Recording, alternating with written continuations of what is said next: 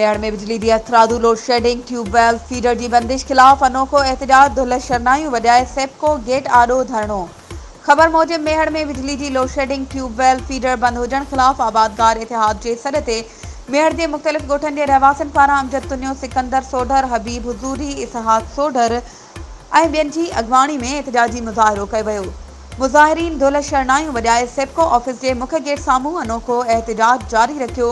उन मौके ते उन्हनि जो चवणु हुयो त सेप्को अमलदारनि बोड़ा थी विया आहिनि, माण्हुनि जूं दाहूं ॿुधी नथा सघनि न ई वरी माण्हुनि जूं तकलीफ़ूं ॾिसी सघनि था।